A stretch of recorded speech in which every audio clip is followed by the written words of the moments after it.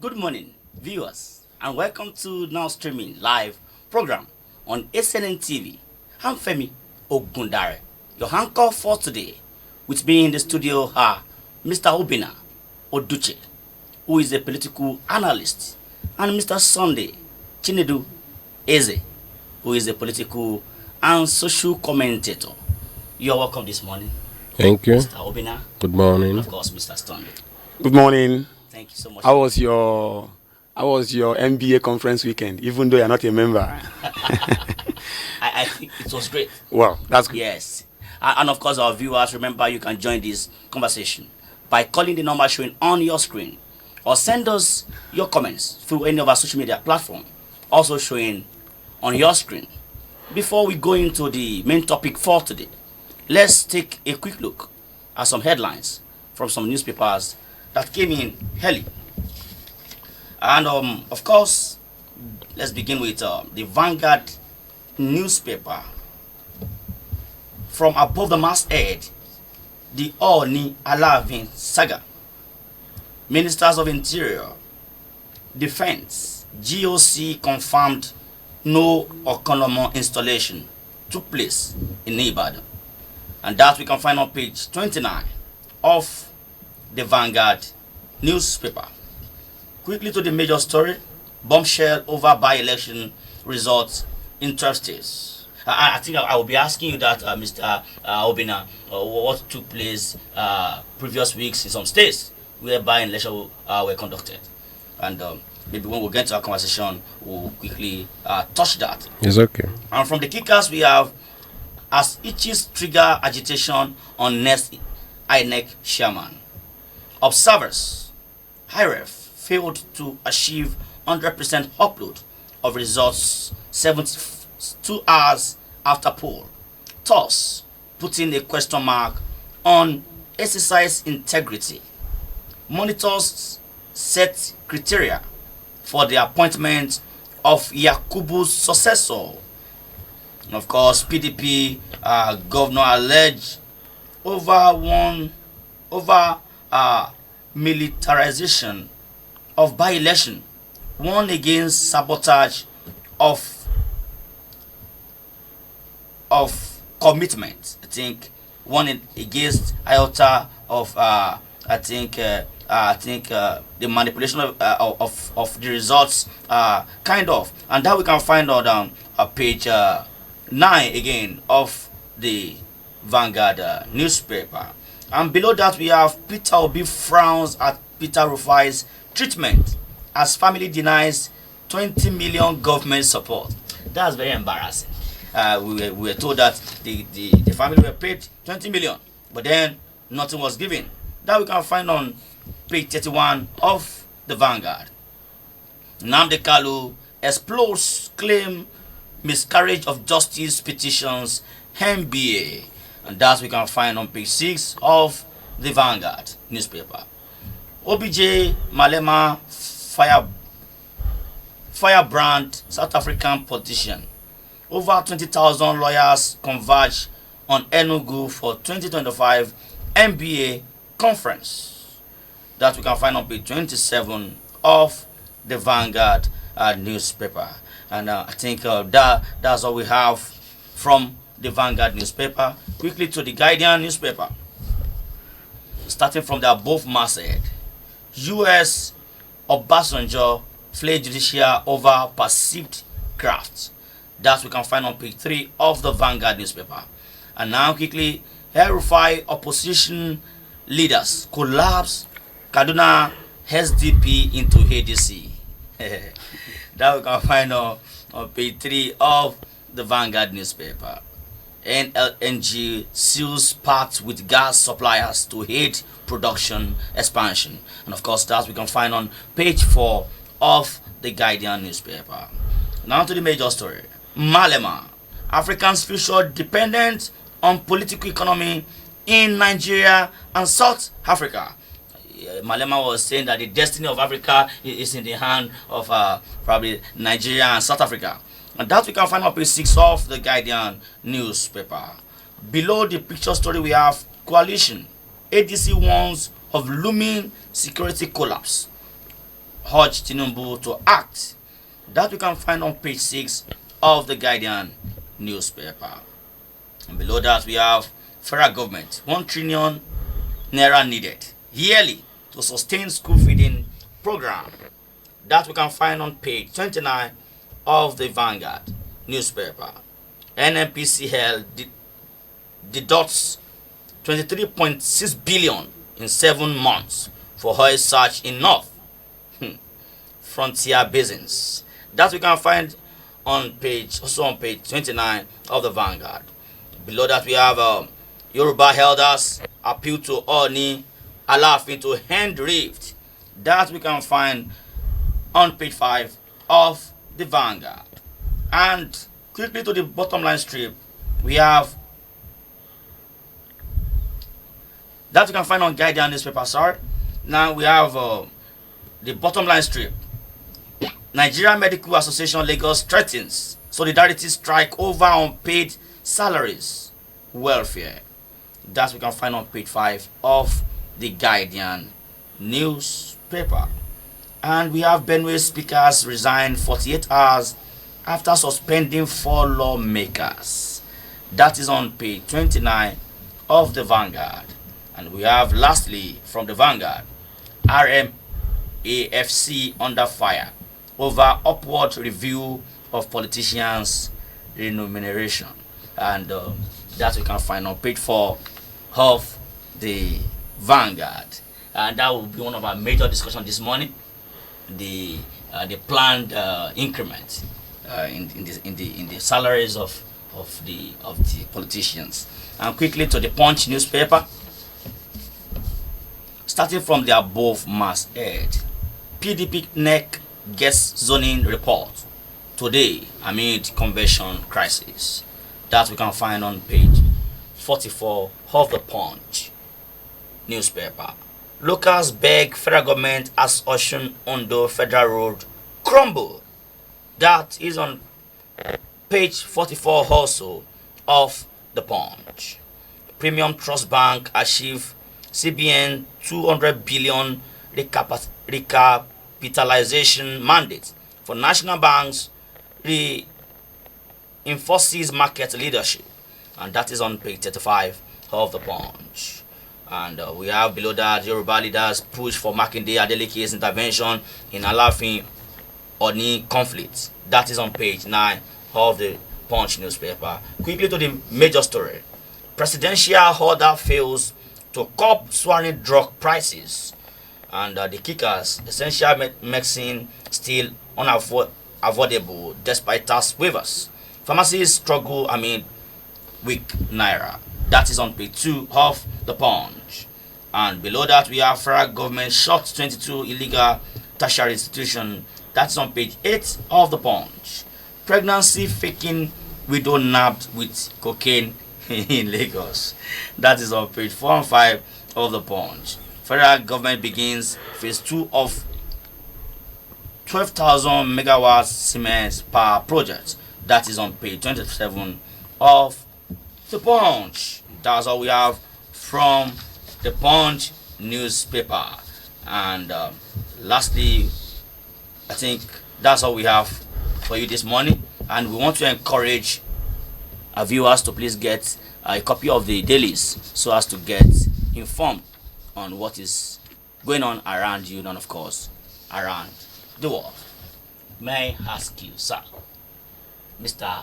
Obina, we had a body election that was probably held in some states, 12 states of this nation, the by-election. And some people are saying that the template, the result, and the outcome of the election is like a template to what will happen in 2027, because a lot of things are so much very abnormal, and anomalies were spotted in the by-election. What are your concerns, Mr. Obina? There's no new template. The old template is still what they replicated in the by-election. The old template is still viable for the politicians and the sitting government. It's just INEC will always have glitches on their systems, There will be no proper transporting of the results to the IREV. And there's normally thuggery and bribery and buying of votes. That has been there. In 2003, we all witnessed it. So we are still where we are, and we are getting worse on a daily basis. It shows, if you see the result, it's a replica of what is going on today. The sitting government want to take over all the seats and every sphere of leadership in Nigeria, so that we will experience what we call one-party system in Nigeria. So that's where we are. It's not a new thing. And by 2027, I tell you, because there's no reform, there's nothing that is showing us that there will be changes. By 2027, expect something worse than this, because nothing good is coming out. No proper reforms, nothing is changing. Nigeria spent a hell of money in INEC based on their demand to set up the IREV, set up the, the database, set off by the, these beavers. And they told us that this one is the game changer, that if the beavers did not accredit you and you will not vote, then if you vote, your result will be transmitted from the polling unit to the IREV. So with that, they assured Nigerians in 2023 that your election, the results will be what will reflect what happened. I'm still with you, Mr. Obina. Our viewers, we want to encourage you to please call in using the number displayed on your screen, or send us your comment through any of our social media platform also displayed on your screen. I'm still with you, Mr. Obina. So, and what happened in 2023? It happened that House of Reps and the Senate, together with the presidency that were conducted on the same day, only two, House of Reps and Senate, were able to upload. But that of the president couldn't upload. I want to ask you. It had glitches. And I don't know the meaning of glitches. I want to ask you. Yes. What do you think can be done? Or are you saying there's no hope for the masses? Yes, what can be done is total change, which is difficult in Nigeria because we don't come with one voice as a nation to demand for a change. Without we as a nation coming together, killing our political leanings, killing our tribes, killing our religion, which they have used to blindfold and brainwash our people, without we coming together as one, speak with one voice, demand a holistic change, things will not change. If we are sleeping in our houses, it will continue to get worse.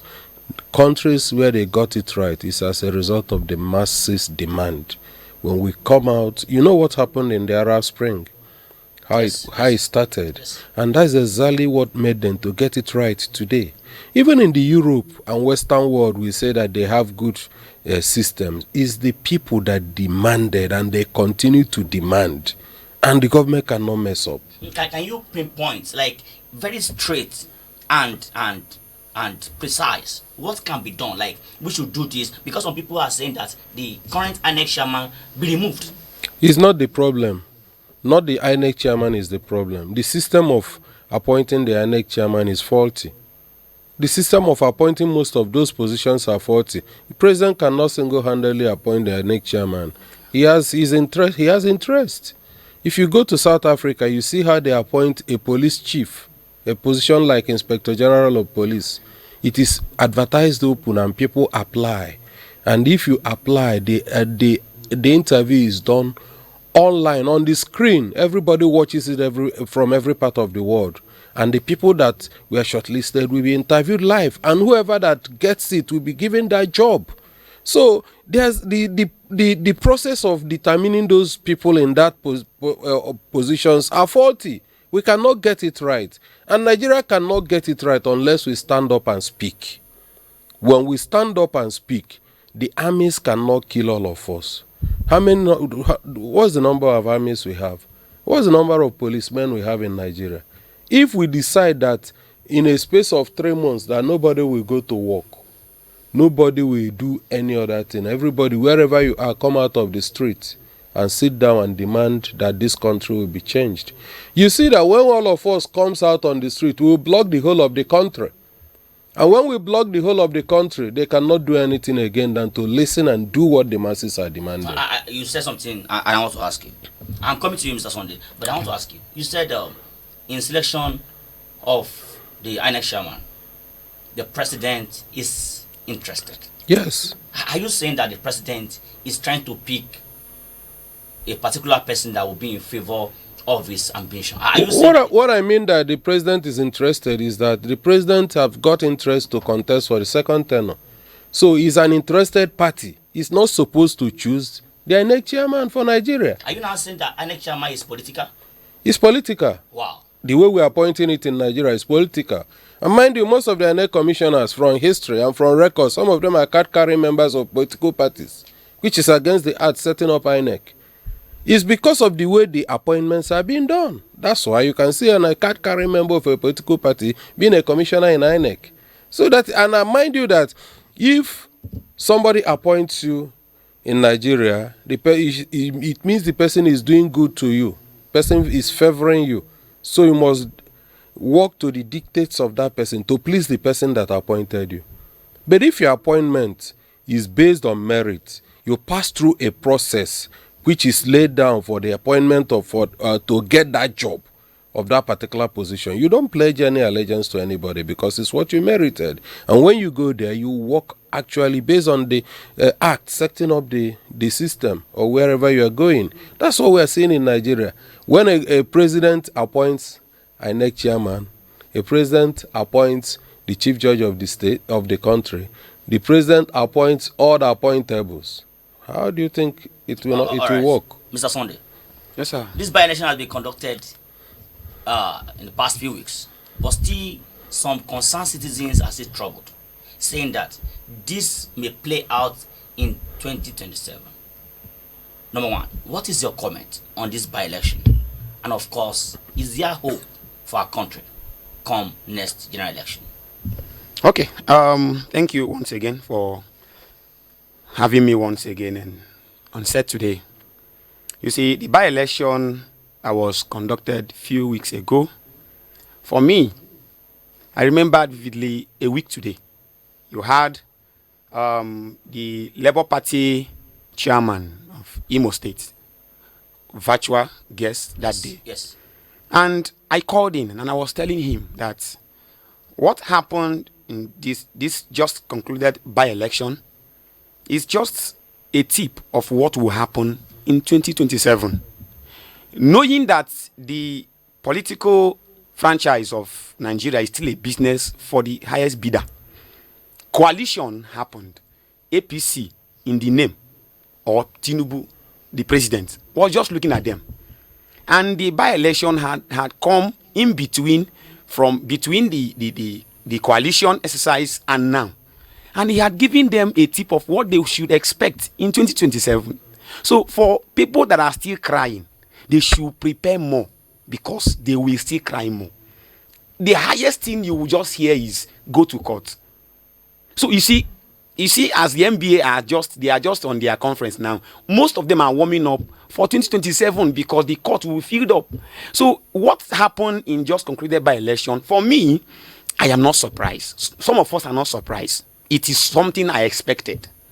And when you said your next question was if there is any hope. Yes. My dear, my colleague has said it all. There is hope, but the hope is very far because we have been divided across religion, divided across tribe, divided across interests. The hope is far. If you pick a man, an activist in Nigeria who has been crying, Randy Peter has been crying for electoral reform, and even the so-called coalition, none of them is giving a listening ear to the young man. Whereas they are still crying on how they can secure their position. If electoral reform did not happen, 2027 will be a pro-max of what happened in 2023. Thank you. All right. I want to ask you. Okay. On this lastly. If you are saying that we have been divided and the hope is very slim, may I ask you, as a true Nigerian, what do you think can be done to probably salvage all these minerals? For me, I want to take it personal. You see, when corruption favors you, you will call it connection. And you see that the people you might think will come in alliance for this movement have been favored by this so-called government. And so when you are still waiting for them to come, you will wait till tomorrow. So I am only saying this to say that until everyone feels the heat of what this government is all about, of what this present government has come to do. See, if we like, we should call conference to conference, call seminars to seminar, call protest to protest. It will not happen. So me, I am taking it personal that I have felt bad. I have felt the heat of this government as well as you. So it is coming from you telling yourself the truth. You shouldn't wait for me to call you. When you tell yourself the truth, I tell myself the truth that these people that have come to kill us, then by then we will all come together and find. All right, Mr. Obina. While we are still struggling with our electoral system and of course the economy in the nation, we are looking at what the presidency is planning to do, increasing the salaries of politicians, and we know what it is we have as minimum wage. There is the purchasing power. I think a bag of rice around 150,000 naira, and minimum wage is 70,000 naira or 77,000 NYSC. A COP member. But I want to ask you, what is your comment on this? That is the highest height of insensitivity on the part of the government, knowing fully well that Nigerians are suffering, and government has been urging Nigerians to tighten their belt, so that they will all go through the same path together. But they are speaking from both sides of the mouth, and this side is saying different from what the other side is saying. Is just if you went through the dailies or this internet last week, you will see the report from US. The 70,000 naira increment of minimum wage is just a mirage. That since the government have devalued naira, that 70,000 naira is nothing. You understand? So US already told government that the citizens are suffering. 70,000 naira, you devalued naira, you remove subsidy on petroleum, and you can see that people are no longer living. People are just dying. They are not living. People are dying. As you see, Nigerians, 90% of Nigerians are dying on daily basis, gradually. When you see people, you think they are living. They are not living. They are dying gradually in Nigeria. And that is the same thing that the ruling class are seeing, the elites, number one citizens are witnessing. They are witnessing that they are dying gradually because their purchasing power is static, while the things at the economy is going down on daily basis. So with the money they are receiving, which is a jumbo pay today, they cannot foot their bills any longer. Much less a Nigerian that is earning 30,000, because the 70,000 you are talking about have never been implemented. Most of them are still earning 30,000. Yes. And they have cars, they buy fuel. Those that doesn't buy fuel, they pay transport money. They feed their families and their children go to school. How will they survive? How have they been surviving? Mind you that the political office holders they are talking about to increase their pay, they have a lot of money apportioned to their ministries, to their departments, to wherever they are heading, and they use it at will. They have flocks of cars that they are using. They don't fuel with their money. They have a budget for that. They have everything to themselves from that same purse. And you telling me that you want to increase their salary. I said it's the highest level of insensitivity to the government. It is telling the masses that you people are stupid. You don't know what to do. If you had known what to do, you would have spoken up by now. The government would have understood that you are suffering and they would have done something. I saw something on the dailies that they are spending 1 trillion or thereabout on school feeding. What's the meaning of school feeding? Who are they feeding?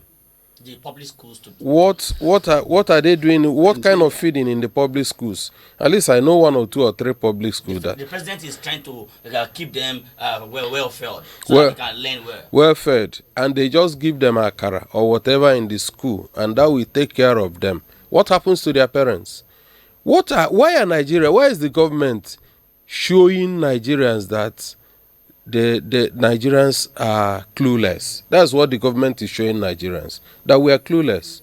What is the meaning of telling us you are using 1 trillion naira to feed school children on monthly basis? For what? Yearly. On yearly basis. What happens to their parents? Why can't you stimulate the economy so that their parents will be making money and feed them? And the economy will be going round. Yes. Why will you just be telling us that you are feeding the children?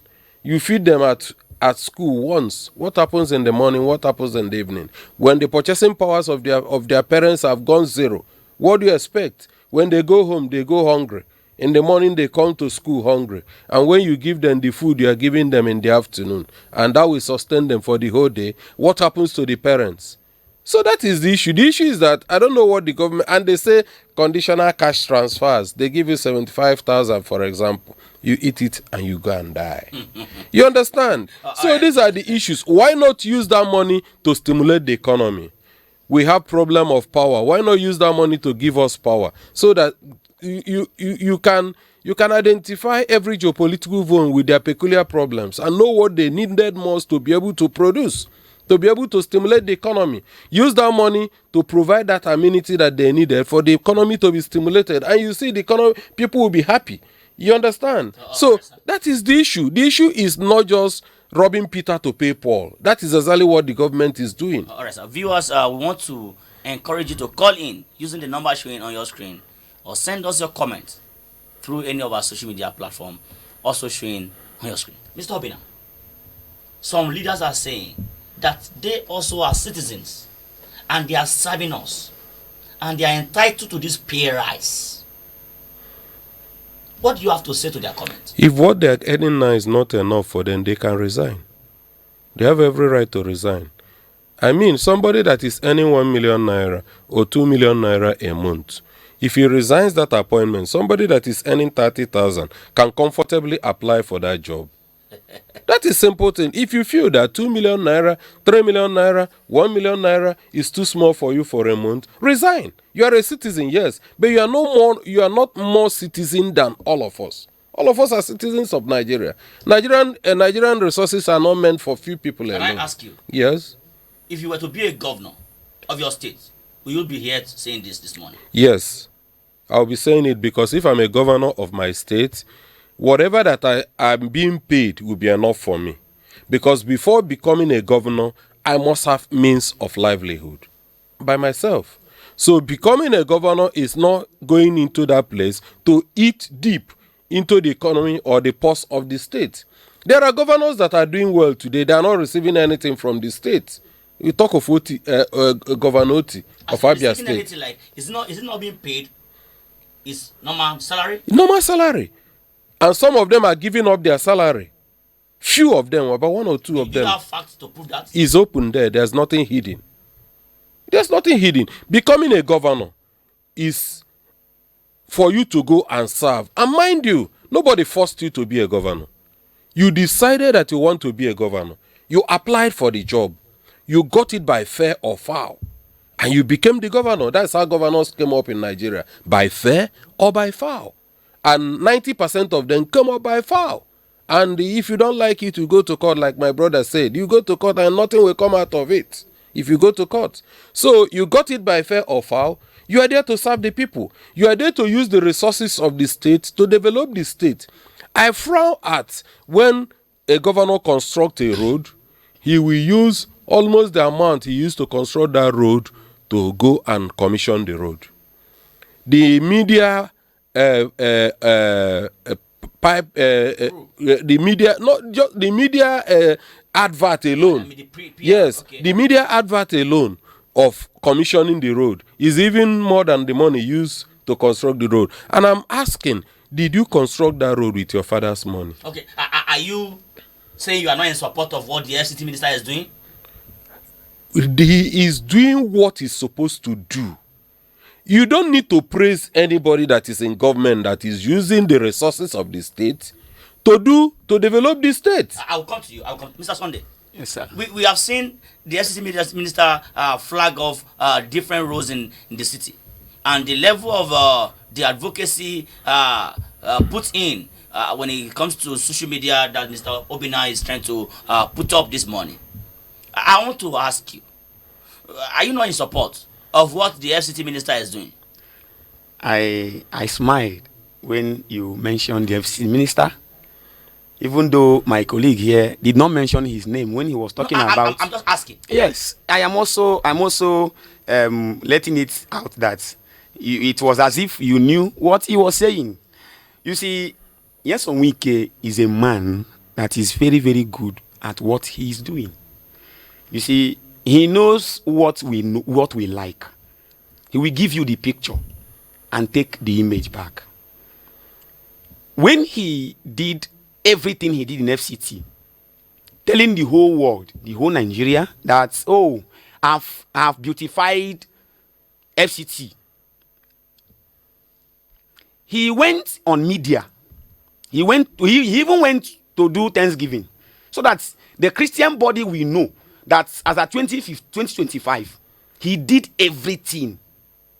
You see, so that when they are telling you that he used almost 1 trillion to construct a kilometer of a road, you should know that he did the road, but you shouldn't question how much. So everything you see FCT minister doing, a man like Wike, he is publicizing his all his work. We are calling him Mr. Project, but we will not call him the Mr. Integrity. How much is he using to construct it through? So what you are seeing Mr. Wike doing today is so that tomorrow you will know that he did work. But don't ask me. Don't ask him how much. Yes, sir.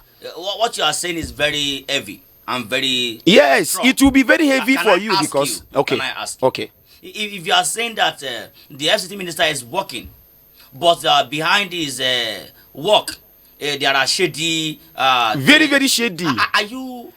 Do you have your facts? I have a fact. You see, the one that is made so publicly was the one of the ICC. The renovation used over how many billion naira? Over 300 billion to renovate a building that was built with not up to 200 million naira. Do you know what he did? What did he do? Not only renovating, he also named it after the incumbent president. For you to know that when you are talking about the increment, I was coming to that. When I'm talking about the increment of their salary, I want to tell you, if you have a firm and your employees are doing well, in Nigeria today, the only way to appreciate them is to increase their salary. Mr. Sunday, the FCT minister used 39 billion to renovate the ICC. Okay. And the president said that is the face of Nigeria. Okay. And now he took it further by naming it after the president. Okay. Are you saying that for all he has done, you are saying probably there is something shady? Normally, or probably he has not done well? I don't know. I'm asking. Now let me tell you. You know, if you have listened to Mr. Wike, there is one particular thing he will always say. When he do everything, when he finish all his rascality, he will say, and heaven will not fall. Because heaven has not fallen on his head one day. You see, till tomorrow, Wike will keep doing what he's doing, and he will keep going away with it. What do I mean? When the report came up after the so-called renovation, I saw there was one of the socialists.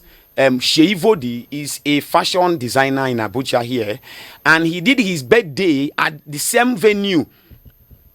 Isaac Fayose visited there.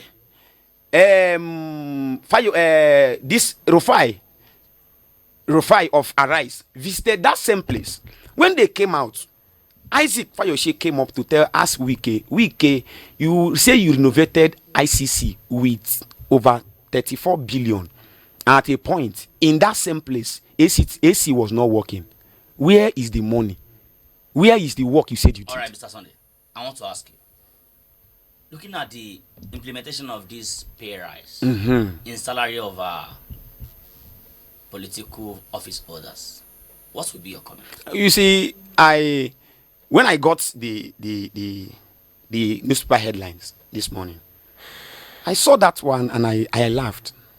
And I knew that for every good work, there is a reward. Mr. President is about to reward his boys. When they were singing on his mandate, they stand. When they were... Mr. Sunday, can I correct you? Okay. With all due respect. Okay.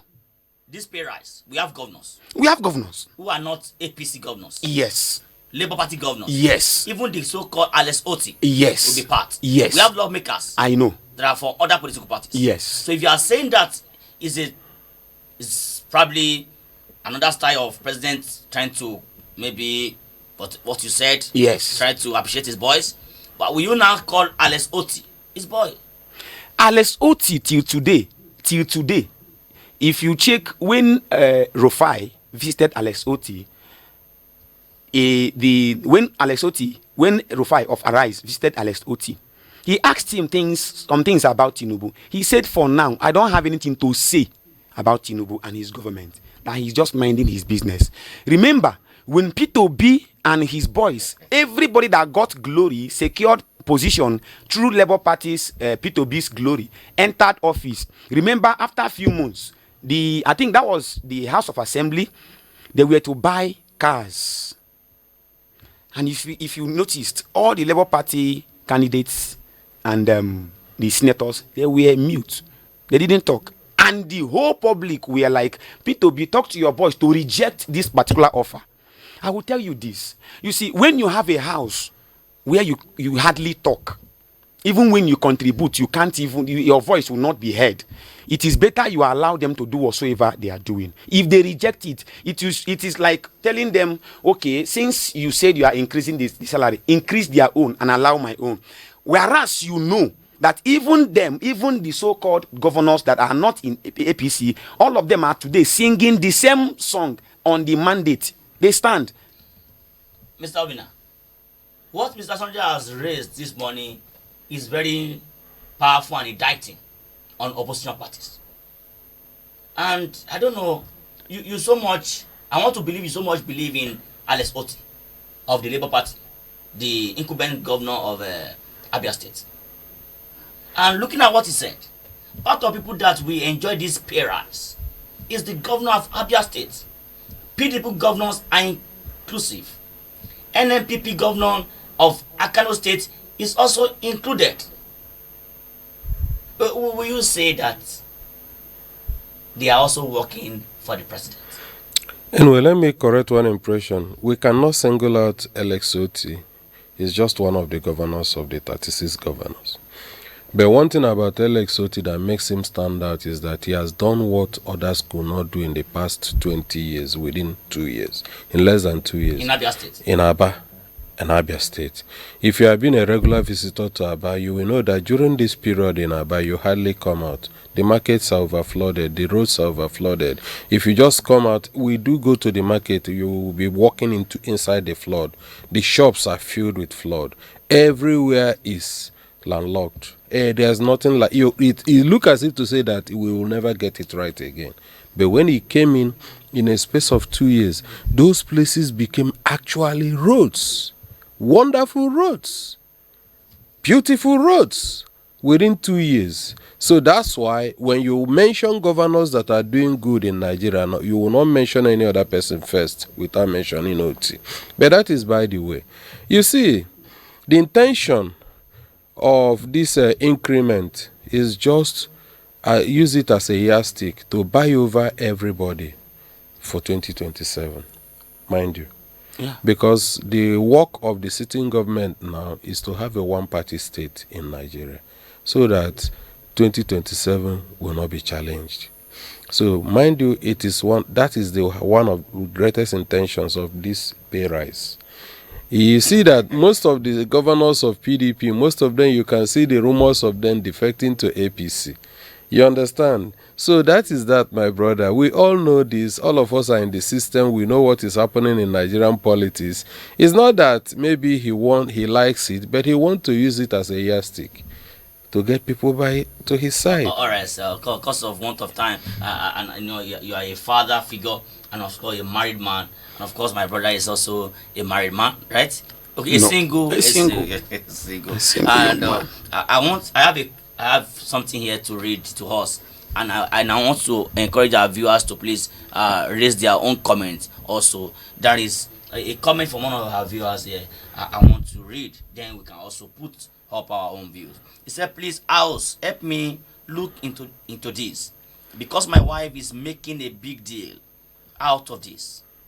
She will see this post because she's also your fan. So it happens in our place of work. So it happens. Our place of work is close to mine, and we close almost same time. Recently, I have this female colleague that goes my same way. She do enter my car, but my wife is doing this thing I don't like. This is not even a big deal. My wife will be expecting the lady to come down from the car and go to the back, so she will stay at the front seat. What's special about front seat? Because this lady is already in the car before my wife. The other day, my wife opened the door and asked her to go to the back seat. So the lady gingerly went down and went to the back seat. I didn't say anything that day, but I felt so embarrassed. So on Friday, my wife came again and opened the door, but this time, the lady did not come down. She said to my wife, "Madam, this is not your car, and stop being childish. I understand this is your husband, and he only has the right to ask me to go to the back. As for that back, I won't sit there again, except your husband asked me to do so." The way she said that really sweetens me. That is the husband. I did not even interfere. I was watching. My colleague was making a whole sense. This is not a big deal, and my wife is making something huge out of it. That lady was in my car before her courtesy demands she sits. That lady was in my car before my wife, and courtesy demands that she sits at the back. Because somebody is already sitting at the front. So she did not enter that car. She started walking home. She did not enter. She started walking home. She thought I would beg her or ask my colleague to come down from the car. She went home on public bus. Since that day, she still for me angry. Who will be who will beg her kwanu? Once she's done, she will meet me and tell me sorry for embarrassing my colleague. Mr. Obina, you are a father figure, as I rightly said. What is your comment on this story? This is laughable. Anyway, the man is the cause of the whole problem. He's the man that is belittling his wife. He's the man that is insulting his wife. Wow. That car is owned by the family. And the family, the first people in the family is the husband and wife. Your property is your wife's property. Your wife's property is your own. Wow. So, in the first place, I do pick people if I'm going. For example, if I close from work and my wife did not go to work with her car, I normally go and pick her. And if there's anybody that wants to follow me that is going our way, I will always tell the person, my wife will join me. Wow. So you go to the back. You tell the person ahead. I don't waste time. The person will go to the back. My wife will come. When I get there, even if the person did not go to the back, once I get to where my wife will join, the person will go down, go to the back. My wife will enter the front. That is how it's supposed to be, because you are a family and you're supposed to show respect to your wife. that his colleagues in office have seen an opportunity to be insulting the woman. Wow. And if you check it well, you will see that that man and his colleagues have something more than carrying her home. Wow. If you check it well, there's something going on between them. That's why We have a caller, sir. Yes. By the special grace of God, this man in question, my name is Evangelist Clever anyway. That man in question is a problem of the family right now. One, he is supposed to make provision for his wife when another person is coming to enter his vehicle. As long that they are going home together. A stranger should not take a place of his wife, despite their colleagues. So I agree with a gentleman at the center there. By the special grace of God, the man not claim or form any maybe that my wife will come out. He should go back to his wife and tell the wife sorry. Arrest my case. All right, thank you so much, Mr. Clever. I want to quickly take some comment from our viewers.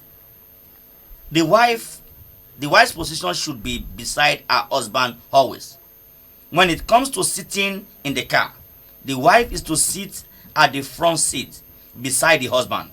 Not even the man's mother or children is to occupy that seat when the wife is in the car, unless the wife decides to give the mother-in-law children the permission to sit at the front seat. If there is anyone behaving childish here, it is the man, because he doesn't know the value of the wife. Let him go and apologize to the wife, unless he has a hidden agenda with that so-called colleague of his. Imagine colleague, not even his sister. Now, wow, child. Another person said, this is simple. The husband should have told the colleague from the onset, that's what Mr. Obina said, that he will pick his wife along the way. So it is either she sits at the back or she comes down for your wife to take the front seat when they get to your wife's bus stop. Your wife should sit beside you on all occasions except she is busy somewhere. Obviously, and that person said, obviously the man does not even respect his wife and has not given others the right to disrespect her on this account, because on no account should he prioritize an outsider over his wife unless he doesn't value his wife, his vows and his peace. From the get-go, he should have reserved the front seat for the wife, knowing fully well that the wife will be joining them in the front. Even if the wife passively suggests he should stop carrying the other lady, the man should oblige her and stop, for the sanity of the wife and their marriage, unless the husband is planning to or is a relationship with the other lady that has not played out in the surface. Thank you. Before we take others, Mr. Sunday, what is your comment? Wow. You know, you are still a single man, with all due respect. Very single. very single. I want to, I don't know if I should make a comment or an advice to the wife. I don't want to see this young lady as a colleague in the office anymore. I am seeing her as a side chick or an intending second wife. Wow. So the whole job lies on the wife, that she should sit up, unless she wants to be the first wife and allow the young lady to come in.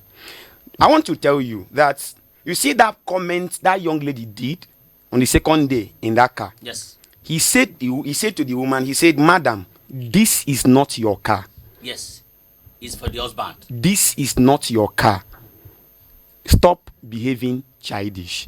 With that comment, "This is not your car," from that moment, that woman, that wife, supposed to have seen that this car is now our car. There is an office of a wife that the man, the husband, has given to the side chick already. You mean the woman is also included? Is our car. So stop behaving childish. And as the man said that the wife is our she watches what we say. Yes. The wife, I want to tell you, have you accepted to be a first wife? Yes. I want to ask you, if you have accepted to be a first wife, no problem. But if you have not, don't worry. Today is Monday. If you are coming back from office, I'm giving you this advice. You are not going to pay. Don't worry. You will still see that woman probably on the first seat or the front seat. Don't use your mouth to ask her to come down. Use your hand. I don't know how you are going to do it, but use your hand, so that the public disgrace will send a strong message to the husband that you already know what he's planning to do, unless he don't want to come to the table and settle it. Him telling you anytime you finish your anger, you will come, and that is another way of you knowing that he is not even sorry for what he did. And if you don't take this action now, I am sorry, a side chick is coming. Mr. Sunday, as a Christian, yes, I'll still take other comments because of time. Okay. As a Christian, are you supporting violence? My brother, this is not violence. This is you taking your office. This Yes. can be termed as an assault. Do you want the woman to keep quiet? It takes by force. For me. Force. Mr. Obina, you're a For man, me. man. Yes. Are you in support of using violence to settle this? There are different situations that calls for different approaches. In this kind of situation, there's nothing wrong by the woman violently taking her portion. It's her portion. It's her portion. So what she need to do is to drag the woman. Drag the woman. They should locate a nearby gutter. Drag the woman into the gutter and let the car go. Since the man refused to understand that he has a family. If you see the woman, will this be your advice? Yes. Yes, if that is the last resort, because it has shown that the man has lost his head. He has lost his understanding that he is a husband to a woman. And that woman deserves a place in the family. And the place of that woman is the front seat. Unless she willingly gives, like my friend said here. We have other comments. He said this is a madman and his colleague is a stupid person. I believe she's single because if she has a husband at home, she won't do such a thing. Normally, she's supposed to maintain the back seat, knowing fully well that the man will pick up his wife along the way. We have a caller. Yes. In respect of the conversation that is going on, I think when you see a man carrying a woman's bag in the market, you should know that something more than that has transpired. Now, we are talking about a stranger outside taking the position of a wife. Normally and naturally, even if the man is so weak that he doesn't know what to do, I'm not even instigating that the wife should go and back on maybe a violence approach. No. Like what the woman did shows that the woman is more matured than the husband. The husband is so weak, and that strange woman obviously is going to destroy that very family if care is not taken. Thank you very much. That is just what I want to contribute. Thank you, Mr. Patrick. And somebody said, I pause speed on that man. That's very unfortunate. Another person said, there has to be something between them. Cause no colleague will be bold enough to talk to another man's wife like that while the husband is there. As if both of them are beggars in the car. Unless he knows both of them and have the rights to the man and his property. Somebody said, another person said, the husband is very wrong. He could have informed the colleague that he's going to pick the wife on the way, and she should kindly sit down at the back to avoid any trouble. And his wife sitting with him at the front is a very big deal. It is her husband's car, so she shouldn't have to go to sit at the back because his colleague is there, except he has something with the colleague, because it doesn't make sense for him to drive off leaving his wife to take a public bus. It is stupid. We have another caller. Yes. Hello? Yes, we are with you, sir. Can you hear me? Very well, very well. All right. My name is Ikechukwu. I'm calling from Lagos. Okay. In fact, I just want to say that that man, in fact, there is a problem. There is a problem in that relationship. Either the woman is using the juice on the man. In fact, that woman should start praying late. There's a problem. That woman should go on prayer and fasting, even if it's 30 days. In fact, if it is to kill the woman, let us take it over by prayer. I tell you, because that woman is a torment. It's a torment on that man. It's a very bad thing. If it's somebody that has that police, he will gently go and sit at the back. Go and sit at the back and don't even, if it is just ordinary help. But that's the kind of attitude the woman is showing, shows that the woman is with something you talk more, or even people used to talk on that man. You get what I'm saying? Yes, I think sir. there's an info man there. Yes, sir. So that man should be very, very careful. Otherwise, he will lose his life and lose his family. God bless you. All right, thank you so much, Mr. Ikechukwu from Lagos. Mr. Obina, Yeah. we've had a lot of comments from our viewers. I want to ask you, if you were to be the pastor of this woman, what would be your counsel? And that man, what would be your counsel for them? The simple thing is that I have to talk to the man to realize that he has a home. He's a married man. You need to protect his home. Man is the head of the family, according to the scriptures. So you shouldn't let your family down. The woman have got nothing, no advice on this case. He's the man to take his place and secure his family, because he's putting his family in a very big risk, which if time is not taken, he may lose the family. So that's the advice to the man, to sit up and understand that he is in a family and he is the head of the family. And when the head is cut off, what happens to the body? The body is dead. So that is that. Thank you so much, Mr. Obina. That was very great. And Mr. Sonny said it should be violence that will resolve the matter. But then I want to ask you, Okay. Mr.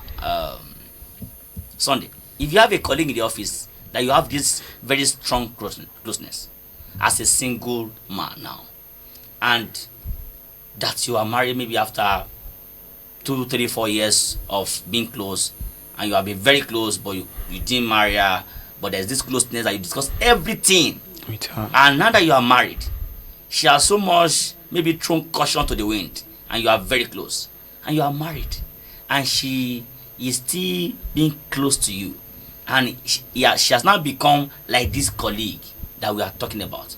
What will you do? Wow.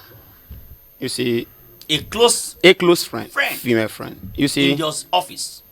Marriage comes with several sacrifices, and one of them is the ability to create boundaries.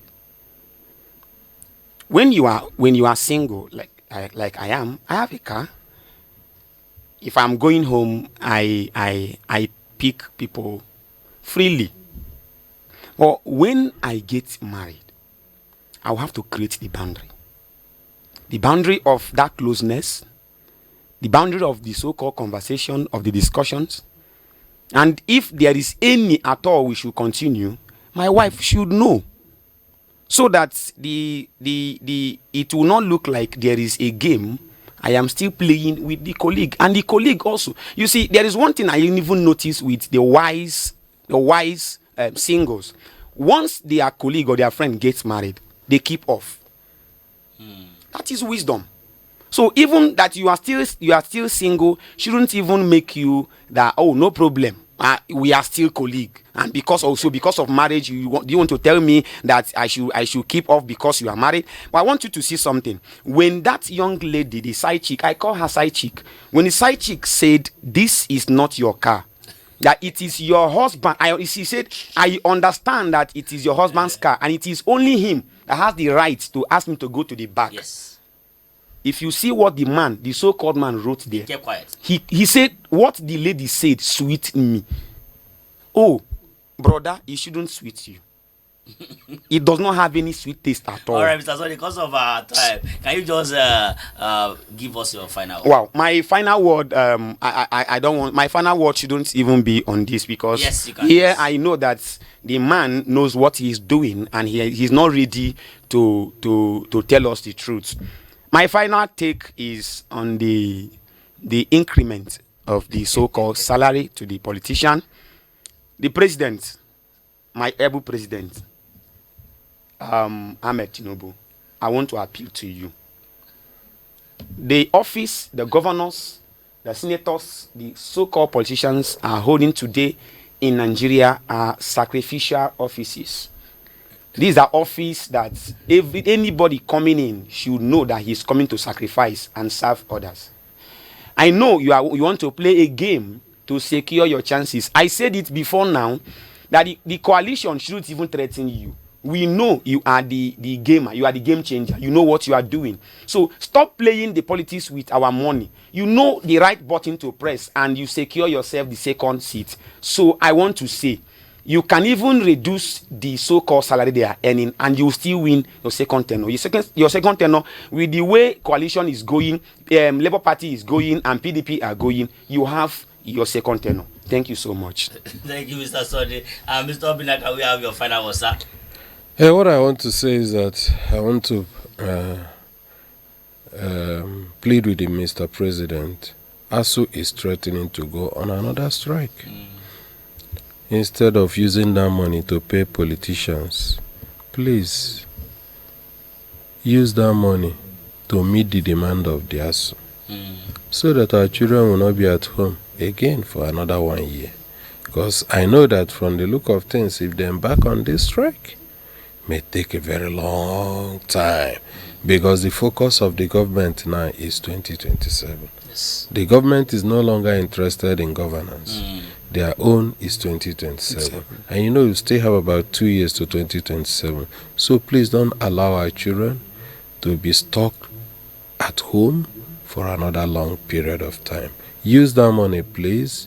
You want to give the politicians, use it to sort the issue of the lecturers, so that they will still be at work. Thank you. Thank you so much, Mr. Obina and Mr. Sunday, for being with us this morning. Thank you so much. Thank you. Thank you so much. Thank you very much. We do appreciate you. Yes. And of course, to our viewers, thank you so much for being with us this morning. And as we call it a wrap on today's show, remember that the liberation of a nation lies in the quality of its leadership. God bless Nigeria. I'm Femi Ogundare. Bye for now.